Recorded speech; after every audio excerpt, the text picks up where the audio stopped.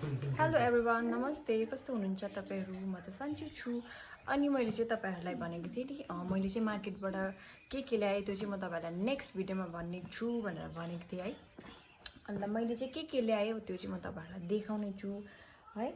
अन्त के ल्याएँ भन्दाखेरि चाहिँ नि बेसी त त्यस्तो केही ल्याइन कि साथीहरु, खाली एक दुईवटा मात्रै सामान लिनु थियो। अन्त त्यो लिएर आए। अन्त त्यो चाहिँ के हो भन्दाखेरि चाहिँ फर्स्टमा चाहिँ नानीको बर्थडेको लागि डेकोरेसनको सामान हो यो चाहिँ। अन्त अर्को छ यो चाहिँ ब्यालुन फुलाउने कम्बो प्याक छ यो चाहिँ साथीहरु। दुईटा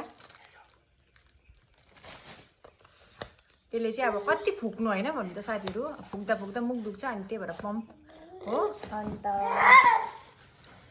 अनि अर्को छ यो गमला हो। यो गमला व्हाइट गमला फेरि देख्नै हुँदैन, मन परिहाल्छ हौ साथीहरु। अन्त के छ भन्दाखेरि यो चाहिँ हो नानीको कपडा। हेर्नुस् ल कस्तो छ।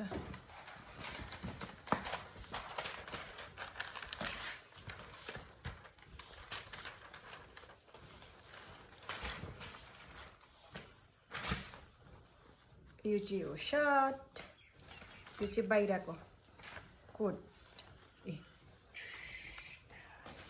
हो। कस्तो लाग्यो भन्नुस् ल साथीहरु। म त यो त देख्ने बित्तिकै हामी दुईजनालाई त पुरा मन परेको हो। यो चाहिँ प्यान्ट हो। यो त यस्तो क्यूट लागेको नि अम्मा, देख्ने बित्तिकै हामी त हुरुक्कै भएको यो देखेर। कस्तो लाग्यो भन्नुस् ल। अनि अर्को छ एउटा मेन, यो त झन् नि साथीहरु तपाईहरुले देख्नु भयो भने हुरुक्कै, हामी पनि हुरुक्कै, तपाईहरु पनि हुरुक्कै हेर्नुस् ल।